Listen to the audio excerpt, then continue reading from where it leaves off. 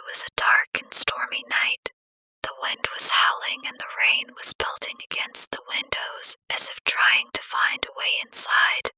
You were lying in bed, trying to fall asleep, but every time you closed your eyes, you couldn't shake the feeling that something was watching you. Suddenly, you heard a creak on the floorboards in your room. You sat up, your heart racing, and looked around. The room was empty, but the creaking continued. It was coming from the closet. You slowly got out of bed and approached the closet, your heart pounding in your chest. You reached for the handle, but just as your hand touched it, the creaking stopped. You hesitated for a moment, then opened the door. At first, you saw nothing, but as your eyes adjusted to the darkness, you noticed a figure standing in the corner. It was a tall, slender figure with long, flowing hair, and its eyes glowed in the darkness like a cat's. You tried to scream, but no sound escaped your lips. You were paralyzed with fear as the figure slowly began to move towards you. You realized too late that you were not alone in your room, and whatever was with you was not of this world. You woke up with a start, drenched in sweat and panting. But even as you lay in your bed, surrounded by the familiar comforts of your room, you couldn't shake the feeling that something was still there watching you. And you couldn't help but wonder if you would ever be able to go to sleep again.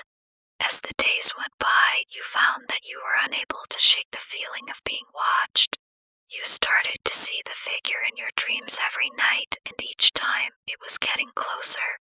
You were constantly on edge, always looking over your shoulder, never feeling safe. One night, you decided that enough was enough. You were going to face your fear and find out what was in your room.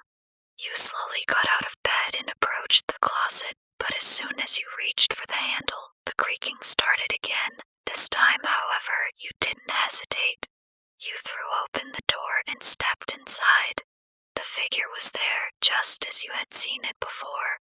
But as you looked into its glowing eyes, you suddenly realized that it was not a figure at all. It was the reflection of yourself, staring back at you in the darkness. You stumbled backwards, tripping on your own feet and landing on the floor. You lay there, staring up at the ceiling, and suddenly you felt a cold hand wrap around your ankle. You tried to scream, but no sound escaped your lips as you were dragged into the darkness, never to be seen again. From that night on, the figure was seen in the closet of the room, waiting for its next victim.